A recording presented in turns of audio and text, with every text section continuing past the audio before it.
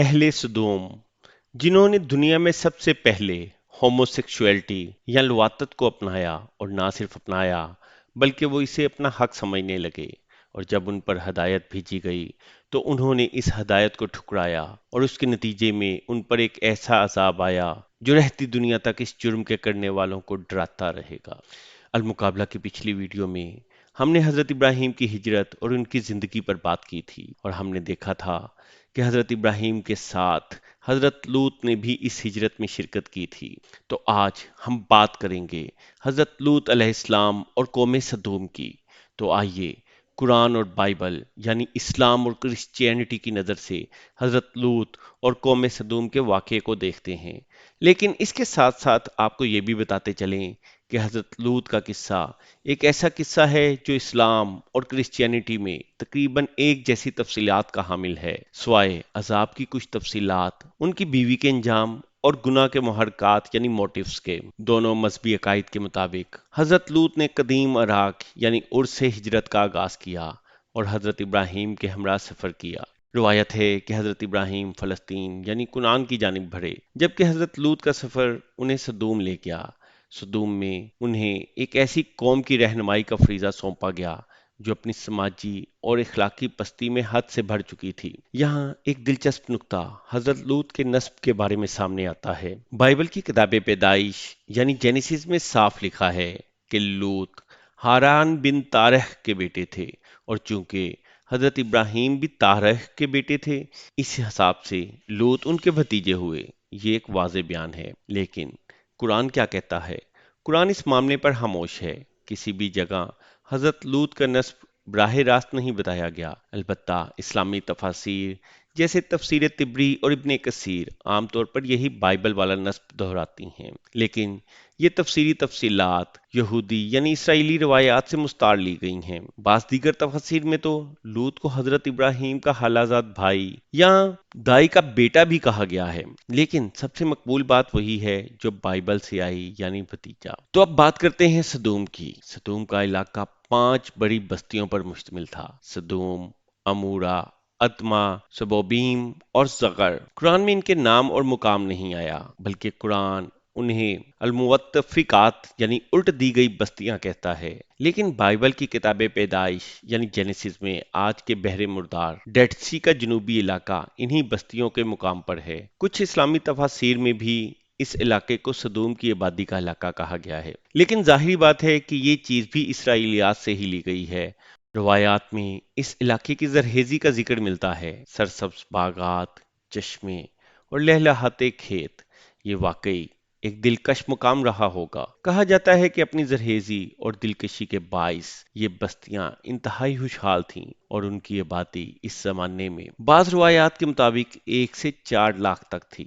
لیکن جہاں تک آبادی کا تعلق ہے، روایات کہتی ہیں کہ یہاں 1 لاکھ، 2 لاکھ بلکہ 4 لاکھ تک لوگ رہتے تھے۔ تاہم سچ یہ ہے کہ قرآن و حدیث میں ایسی کوئی مخصوص تعداد نہیں ملتی۔ یہ سب تخمینے، اسرائیلیات اور خاص طور پہ مدراس یعنی یہودی تفسیری روایات کو بڑھا چڑھا کر پیش کی گئی تفصیلات ہیں، جو کہ بظاہر کہانی میں ڈرامہ بڑھانے اور عذاب کی شدت کو نمایاں کرنے کے لیے ہے۔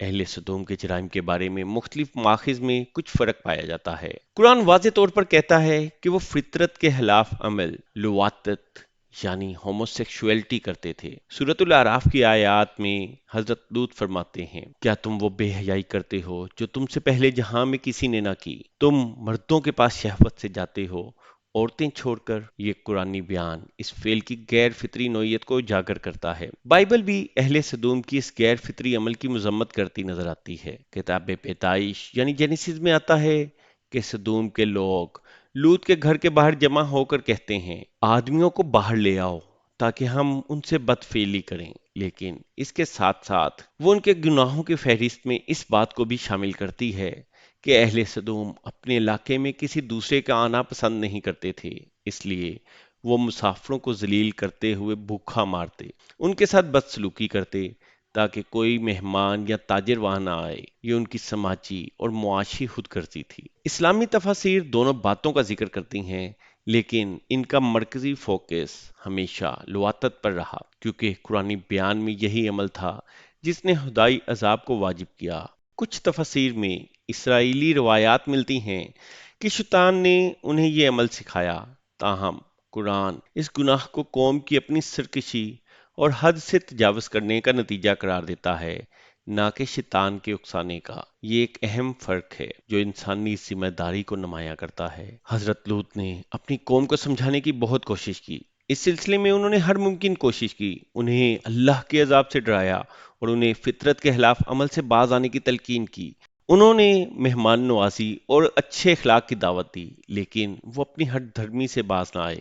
وہ حضرت لوط کی بات سننے کو تیار نہیں تھے، وہ اپنے جرائم پر اڑے رہے۔ آخرکار ایک دن ان بستیوں پر عذاب کا فیصلہ صادر ہو گیا اور اس کے لیے فرشتے جو خوبصورت نوجوانوں کی شکل میں تھے حضرت لوط کے گھر آئے۔ یہ فرشتے اگرچہ عذاب لے کر آئے تھے، لیکن حضرت لوط اس بات سے بے خبر تھے۔ قرآن ان فرشتوں کے نام نہیں بتاتا، اس کا زور واقع اور اس کی نتائج پر ہے، لیکن اسلامی تفاسیر کہتی ہیں وہ جبرائیل، میکائیل اور اسرافیل تھے۔ یہ نام اسلامی تفاسیر میں ملتے ہیں اور یہ بھی اسرائیلی روایات سے آئی ہوئی تفصیلات ہیں جو کہانی میں مزید کرداروں کو شامل کرتے ہیں۔ قرآن بس اتنا کہتا ہے یہ اللہ کے فرشتے تھے جو عذاب لے کر آئے تھے۔ حضرت لوط کی بیوی نے چونکہ وہ اپنی قوم سے ملی ہوئی تھی اور منافق تھی، گھر میں آئے ان مہمانوں کی خبر اپنی قوم کو دے دی۔ اہل سدوم کو جب ان مہمانوں کی خبر ملی تو وہ حضرت لوط کے گھر کے باہر جمع ہو گئے اور انہیں کہنے لگے کہ وہ ان مردوں کو ہمارے حوالے کریں تاکہ ہم ان سے بدفعلی کر سکیں۔ حضرت لوط سخت گھبرا گئے کیونکہ انہیں اپنے مہمانوں کی عزت کا خیال تھا۔ انہوں نے اپنی قوم کو ایک دفعہ دوبارہ صحیح راستے کی طرف چلنے کی دعوت دی۔ یہ حضرت لوط کی طرف سے آخری کوشش تھی تاکہ وہ اپنی قوم کے عذاب سے بچا سکیں۔ انہوں نے فرمایا کہ تم مردوں کو چھوڑ کر اپنی عورتوں سے نکاح کرو، بلکہ اس سلسلے میں انہوں نے اپنی بیٹیوں کو بھی پیش کیا کہ تم ان سے نکاح کر لو۔ اب اس واقعے سے مراد یہ لی جاتی ہے کہ نبی کی قوم کی بیٹیاں ساری ہی نبی کی بیٹیاں ہوتی ہیں، یا یہ بھی کہا جاتا ہے کہ حضرت لوط نے اپنی سگی بیٹیوں کو نکاح کے لیے پیش کیا، لیکن ان کی قوم باز نہ آئی۔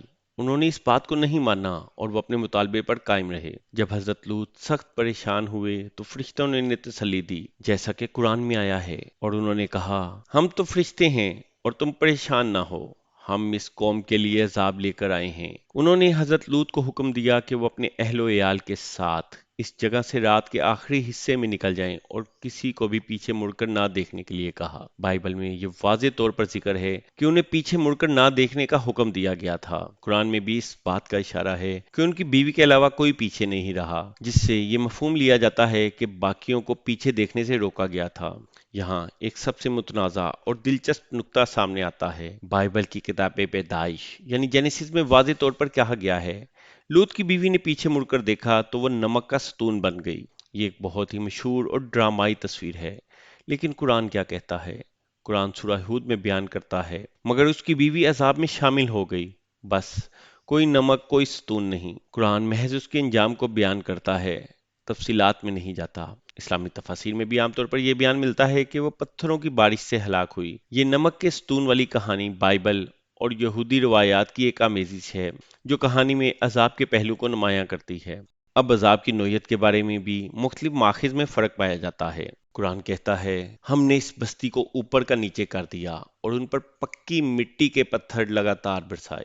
یہ ایک انتہائی شدید اور ہمہ جہت تباہی کی تصویر پیش کرتا ہے۔ بائبل کہتی ہے خداوند نے سدوم اور امورا پر آسمان سے خداوند کی طرف سے گندھک اور آگ برسائی۔ یہاں عذاب کی نوعیت میں آگ اور گندھک کو نمایاں کیا گیا ہے۔ اسلامی تفاسیر جیسے تفسیر ابن کثیر اور تفسیر قرطبی میں ایسے بیانات بھی ملتے ہیں کہ جبرائیل بستیاں اپنے پروں پر اٹھا کر آسمان تک لے گئے، یہاں تک کہ آسمان والوں نے اس بستی کے مڑ کی آواز بھی سنی، پھر انہیں الٹا کر زمین پر پٹکا اور اس کے بعد پتھر برسائے۔ یہ جو بات کی جاتی ہے کہ بستیاں آسمان تک چلی گئیں، یہ بیانات بھی اسرائیلی روایات سے لیے گئے ہیں اور ظاہر ہے کہ ان کا بھی کوئی مستند ثبوت موجود نہیں، لیکن بس عذاب کی شدت کو بڑھانے کے لیے ایسی کہانیاں شامل کر دی جاتی ہیں۔ قرآن اتنا ایلیبوریٹ نہیں کرتا، بس عذاب کا جامع انجام بتاتا ہے۔ قوم کو عذاب ہوا اور حضرت لوط کی بیوی بھی اس میں شامل ہو کر ہلاک ہو گئی۔ ایک اور عام دعویٰ یہ ہے کہ سدوم اور پومپئی یعنی اٹلی کا انجام ایک جیسا تھا۔ کچھ لوگ کہتے ہیں کہ یہ دونوں شہر ایک ہی طرح کے خدائی عذاب کا شکار ہوئے، اور بعض لوگ تو سدوم کو پومپئی سے ہی ملا دیتے ہیں، لیکن سچ یہ ہے کہ یہ دعویٰ سائنسی اور تاریخی اعتبار سے غیر مصدقہ ہے۔ پومپئی رومی سلطنت کا ایک شہر تھا جو 79 عیسوی میں اٹلی میں ماؤنٹ ویسویس کے آتش فشاں پھٹنے سے تباہ ہوا، جبکہ سدوم کا واقعہ ہزاروں سال قبل اردن کے علاقے میں پیش آیا تھا۔ دونوں واقعات میں کوئی جغرافیائی یا تاریخی تعلق نہیں ہے۔ حضرت لوط اور قوم سدوم کی کہانی ہمیں مختلف مذہبی نقطہ نظر سے انسانی سرکشی، بد اخلاقی اور فطرت کے قوانین کو پامال کرنے کے سنگین نتائج کا ایک واضح سبق دیتی ہے۔ یہ کہانی بتاتی ہے کہ جب کوئی قوم اپنی حدود سے تجاوز کر جائے اور اخلاقی اصولوں کو ٹھکرا دے تو اس کا انجام ہولناک ہو سکتا ہے۔ اور اگر آپ کو یہ ویڈیو پسند آئی ہو تو چینل کو لائک، شیئر اور سبسکرائب کرنا نہ بھولیے گا۔